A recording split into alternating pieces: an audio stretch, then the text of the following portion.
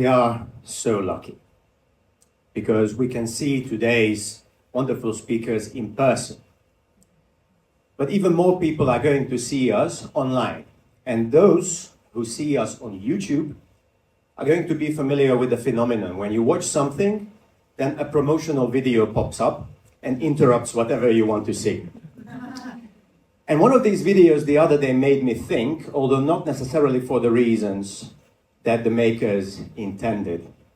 It was a young lady, clearly in an excellent mood, telling us how she created a 50-page ebook in 15 minutes using artificial intelligence applications.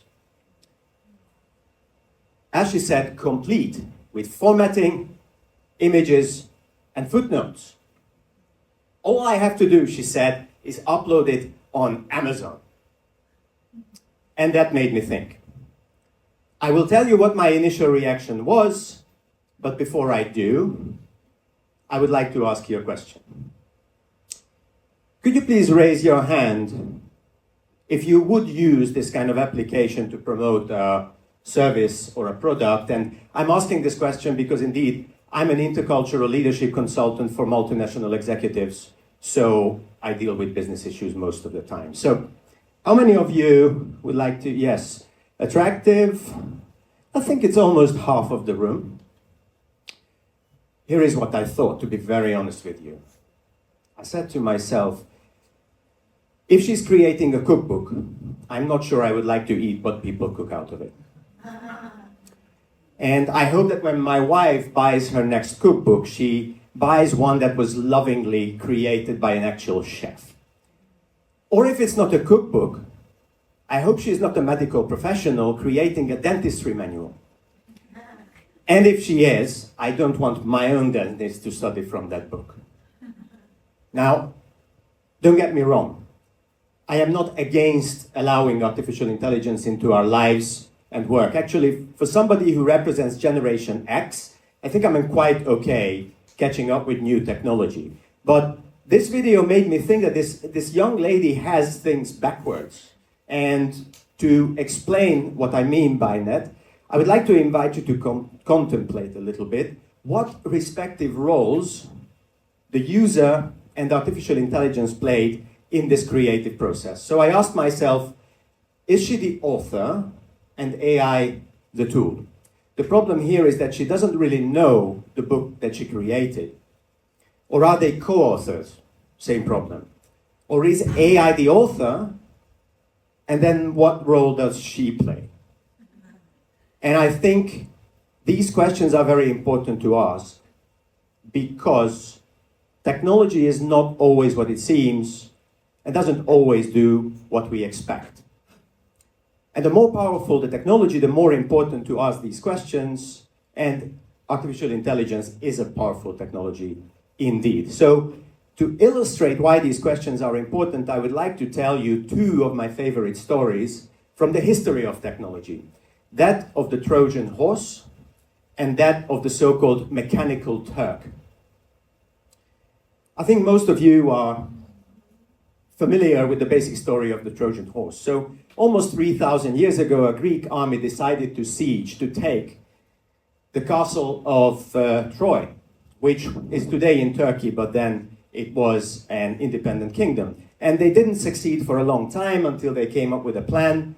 They built a large wooden horse outside of the city gates, and the Trojans, thinking that this is some kind of smart device that is helping the Greeks in their war efforts, took the horse inside of the city, and that, as the story tells us, was a terrible idea. Now, as for the mechanical Turk, that story is that of an early humanoid robot, built in my country, Hungary, by a man called Kempelen Farkas, but better known in his German name, Wolfgang von Kempelen. And it was a robot powered by clockwork, which means cogwheels, levers, and springs that Kempelen claimed could make the robot move and even think. It was actually a chess-playing robot. And it beat experienced players, amazing dignitaries of the time, like Empress Maria Theresa of Austria, Napoleon, and Benjamin Franklin. Now, apart from both of them, I mean, let's admit, really cool stories. Apart from that, and I would like to invite you to just shout, just tell me something. What do you think are the similarities between these two stories? Do you see any connection between them? People get beat by a device. Thank you very much. Anything else? I cannot really see you because of the light, but I can hear you if you have an opinion. So people were beat by a device. Innovation. Anything else? They were created by humans. Thank you very much. This is exactly why these stories are very useful for us to learn about our attitude to modern technology. Now, in order to explain this, go a little bit further, I would like to use a sequence, a method that I use in my executive coaching. So first, we are going to build some awareness. We are going to look at what the important issues are and where we are now. Then we are going to look at skills, which is what's in the way, where we want to get, and what are the obstacles for us to get there. And finally, we are going to look at habits, which means how can we apply the wisdom that we have just gained in our everyday lives. Now, the interesting thing about modern technology is whenever we face it and we don't really understand it, there are two desires or two emotions which are conflicting in our minds. One of them is curiosity, and the other one is fear.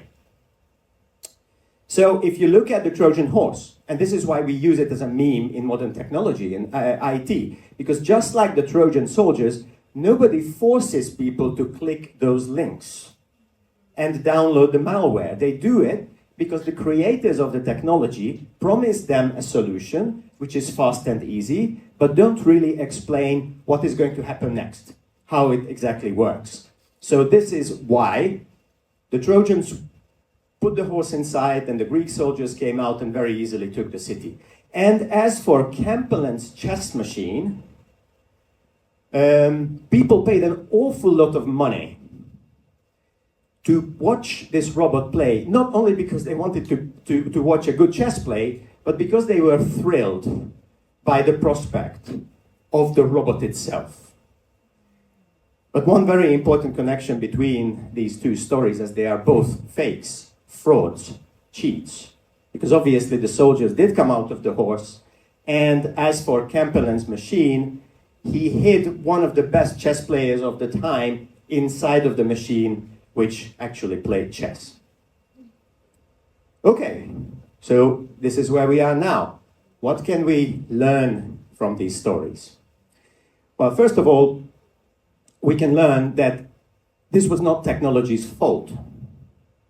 In the Bronze Age, when the Trojan horse story took place, people used exactly the same engineering to do good things, you know, for example, to build carts that transported people and produce. And also, as for the levers and cogwheels and the mechanisms that Camperland used for his cheating chess machine, they started an entire revolution and creating wonderful things like watches, water pumps, and steam engines even.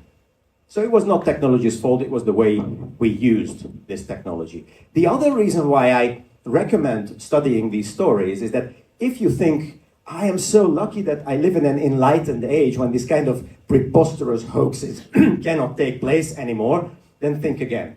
Because Trojan horses exist today, and so do fraudulent chess machines.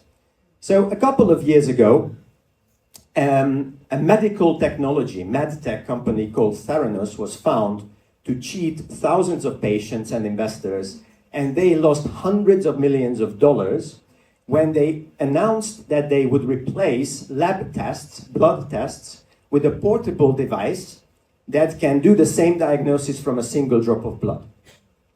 And as it turned out, what they really did is they took that blood sample, sent it back to Silicon Valley, where they had an actual lab, which was a kind of Trojan horse, and hiding inside of there were actual lab technicians who ran the tests on traditional testing machines. A few years later, which was less than 2 years ago, it turned out that the autonomous humanoid robot launched by Tesla at a large technology event was actually remotely controlled by human operators. So I think it's very similar to Kempelen's chess machine. And these kind of stories cause a lot of damage to a lot of people. And one of the kind of indirect sort of damage is that it starts questioning people's belief in technology and belief in each other as well. And one of the things that happens is that it splits people along two lines. Remember that what is in battle here is curiosity and fear. Okay, so our first reaction is there is a journalist who reveals this story and we tell ourselves, oh, I was so stupid, you know?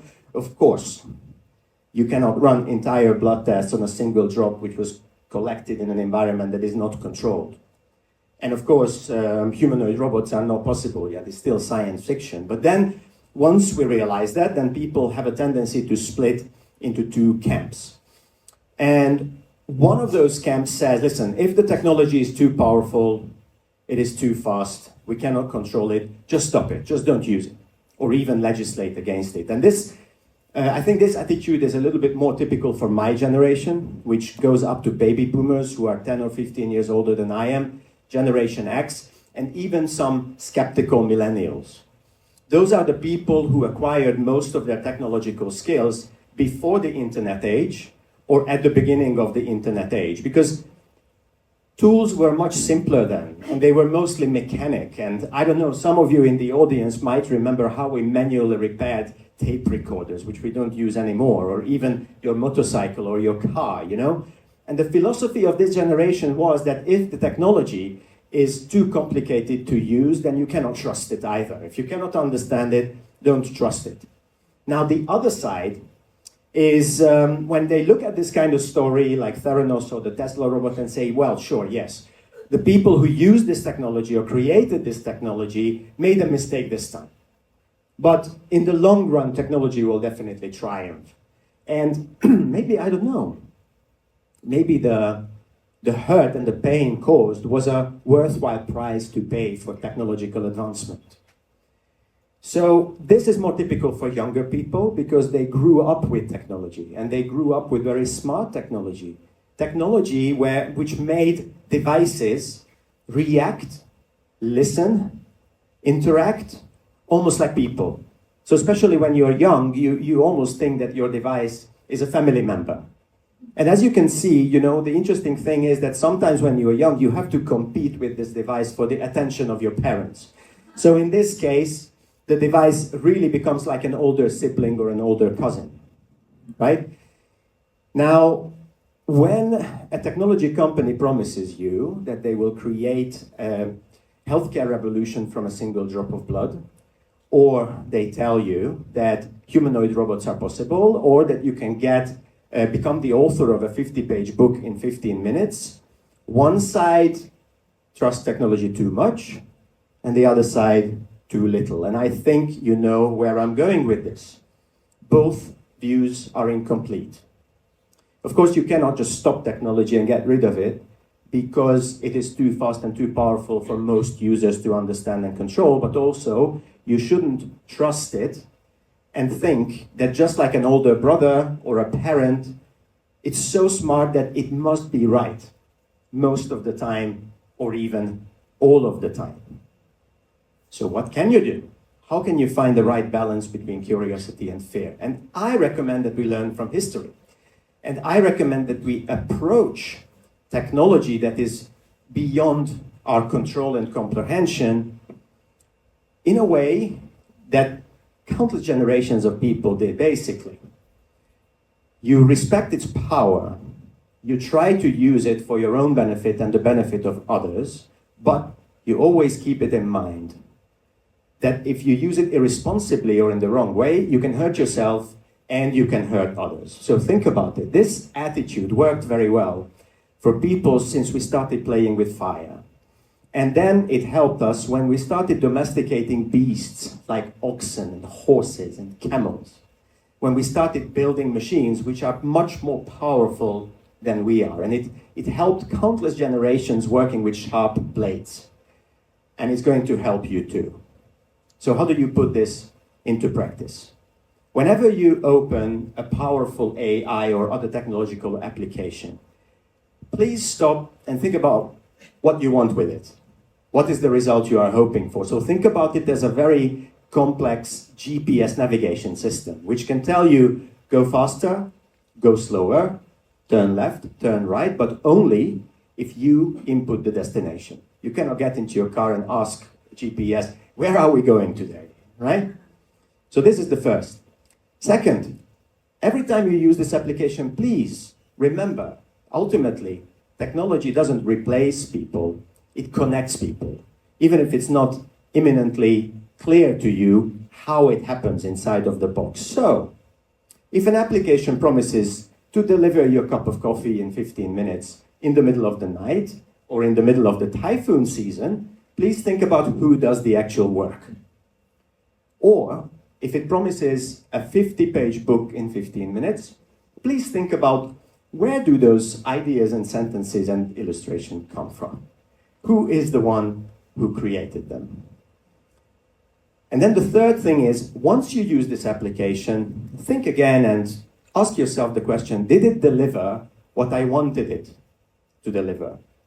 We all know how distractive, how interruptive these applications can be. You all know, even if you don't admit the feeling. You want to check something on your phone. You unlock your phone. There are a couple of notifications. You check them. You check a few updates. You lock your phone and you wonder, why did you open it in the first place? And this is a small issue, but it's also true on a larger scale, because the people who create these applications, please remember, they are very smart and they are vastly overpaid. And their priority is that you keep using the app and not that you save time and energy with the app. So next time you create that 50-page ebook, I'm not saying don't do it, I'm just saying when you created that 50-page ebook, just think about it. Why did you need it in the first place? What did you want to achieve with it? And if you create a video with an AI bot, also think about why you needed it and what you want to use it for. The clearer your answers to yourself to these questions, the more likely it is that AI works for you and not you for AI. Because despite what some creators and gurus and evangelists tell you, technology is not magic. What it does is it connects people ever faster in an ever clever way, but ultimately AI connects us. So if you think about these questions and answer them to yourself, then you make it more likely that you use AI for what it was intended for. It's a very powerful tool. You can use it for your own benefit, you can use it for the benefit of others, and you can get to your destination faster and more easily wherever you want it to go. Thank you very much for your attention.